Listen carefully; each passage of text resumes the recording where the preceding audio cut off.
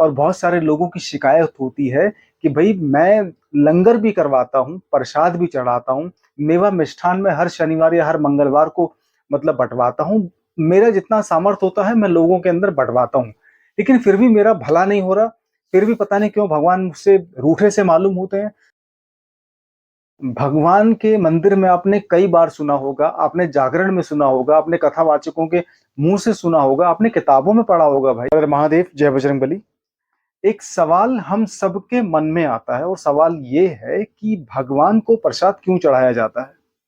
और यही सवाल मेरे पास आज का जो आया है वो ये है कि भगवान को प्रसाद चढ़ाने की क्या ज़रूरत है जब सब कुछ उन्हीं का दिया हुआ है। मतलब चाहे वो मिठाई हो, चाहे वो भैया खाने-पीने का सामान हो, चाहे वो कुछ भी हो, जो उन्हीं का दिया हुआ है संसार में मनुष्य को या सारी जीव जातियों को, तो फिर वो वापस परमात्मा को चढ़ाने की क्या ज़रूरत है? तो ये सवाल है। अच्छा, मैं प्रसाद के बारे में आपको कुछ चीज़ें बताना चाहता हूँ और सबसे पहली चीज़ मैं आपको बताना चाहूँगा, प्रसाद होता क्या है? प्रसाद कोई भी ऐसी खाने-पीने वाली चीज़ हो सकती है, कोई भी ऐसा पदार्थ या कोई भी ऐसा तत्व या कोई भी ऐसा मतलब सामग्री होने वाली कोई भी ऐसी सामग्री हो सकती है, जिसको खाया-पिया जा सकता है, चाहे वो जानवरों को खिलाया जाए, चाहे वो लोगों के बीच में बाँटा जाए। प्रसाद कोई भी ऐसी चीज़ हो सकती है, जो खाने-पीने वाली हो सकती है, ठीक है?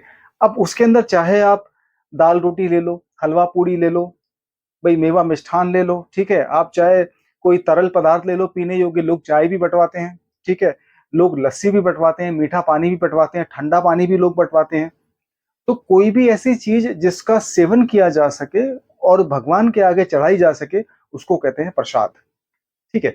दूसरी चीज़ मैं आपको प्रसाद के बारे में बताता हूँ। प्रसाद भगवान को इसलिए चढ़ाया जाता है कि भगवान को खुश किया जा सके, ठीक है? ये एक भक्त की भावना होती है।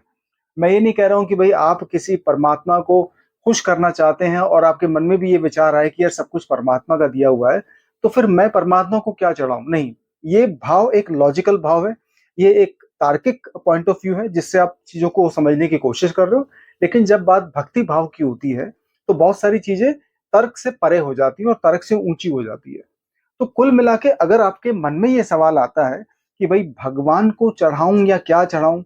आप कुछ भी भगवान को चढ़ाइए, जो भी आपका दिल करता है, तो वो चीज़ ऐसी हो जिससे परमात्मा कहीं न कहीं खुश हो सकें या आपसे जुड़ सकें, ठीक है? तो आप भगवान को, अपने कुल देवी-देवताओं को और अपने बुजुर्गों को और किसी भी मतलब श्रेणी के भगवान को खुश करने की इच्छा से जो भी आपका मतलब जो भी आपका सामर्थ्य होता है उस आप भगवान को प्रसाद चढ़ा सकते हैं, ठीक है? और भगवान के प्रसाद कोई भी ऐसा आइटम जो प्रसाद बन सकता है, वो खाने-पीने चीज़ें खाने-पीने वाले आइटम होने चाहिए, ठीक है? और कोई भी ऐसी चीज़ जो भगवान को चढ़ाने से पहले जो चीज़ होती है, वो प्रसाद नहीं होती। भगवान को पूजा के दौरान चढ़ाने के बाद ही वो प्रसाद बनती है, ठीक है? चाहे वो दाल-रोटी हो, जैसा कि मैंने बताया, चाहे वो मेवा मिष्ठान हो, चाहे वो लड्डू बर्फी हो, चाहे वो कोई भी दूसरी खाने वाला सामान हो।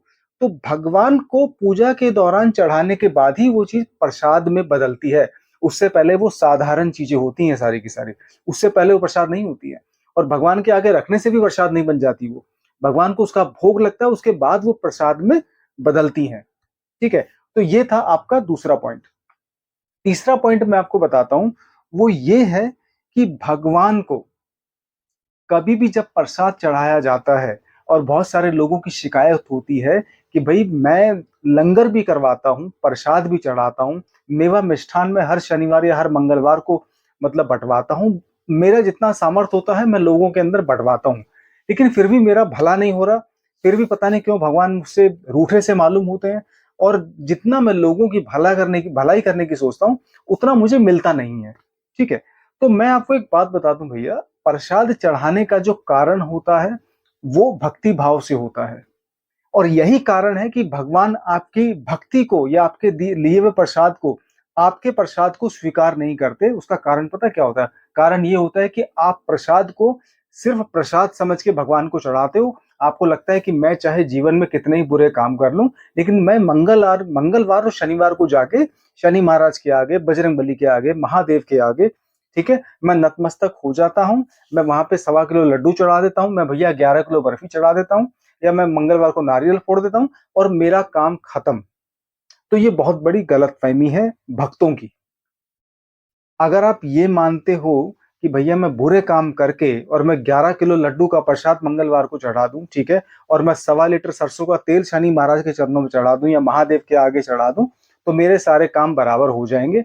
ऐसा कुछ नहीं होने वाला, ये बहुत बड़ी गलतफहमी है, ठीक है। और यही कारण है कि आप लोगों का प्रसाद तो छोड़ो, भगवान आपकी सुनते भी नहीं है और ना ही आपके जीवन में कोई बदलाव आता है, क्योंकि भगवान को आप कमीशन देने की कोशिश करते हो। आप सोचते हो कि प्रसाद 11 किलो लड्डू कितने के होंगे, ज्यादा ज्यादा 3-4 हज़ार रुपए के। अगर मैं 11 किलो लड्डू चढ़ा दूंगा तो भगवान खुश हो जाएंगे। और ये ऐसी बुद्धि होती है, उनको लगता है कि भगवान उसी वक्त वहां मौजूद है उस प्रतिमा के अंदर जब मैं प्रसाद चढ़ा रहा हूं, और जब मैं बुरे काम कर रहा हूं तो भगवान मुझे नहीं देख रहा। ये उन लोगों की सोच होती है। तो यही कारण होता है कि भगवान आपके प्रसाद को स्वीकार तो कर लेते हैं, लेकिन उसका जो फल होता है वो आपको नहीं मिलता। वो इसीलिए कि आपका प्रसाद सिर्फ पैसे से तोला जाता है और भगवान को पैसे की जरूरत नहीं है। एक और चीज मैं आपको बताता हूं जो प्रसाद से ज्यादा पावरफुल, ज्यादा शक्तिशाली होती है, और वो होती है प्रसाद चढ़ाने वाले भक्त का भाव।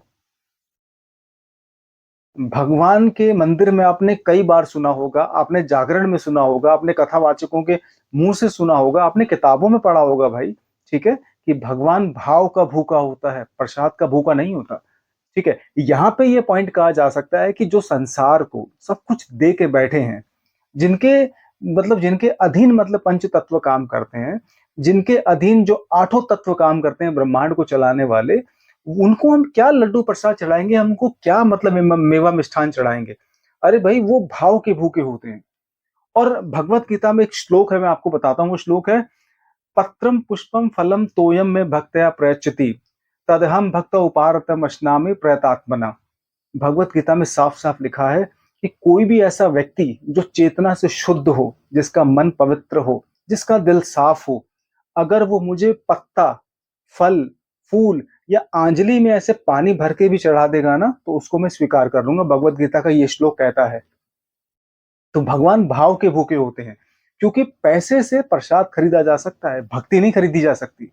पैसे से आप 2 किलो लड्डू, 5 किलो लड्डू ले लोगे, पैसे से आप बर्फी ले लोगे, पैसों से भैया आप 11 नारियल ले लोगे, लेकिन उन पैसों से आप अपने अंदर की जो अंतरात्मा की चेतना है उसको नहीं बदल पाओगे। इसलिए कहा जाता है कि भगवान भाव के भूखे होते हैं।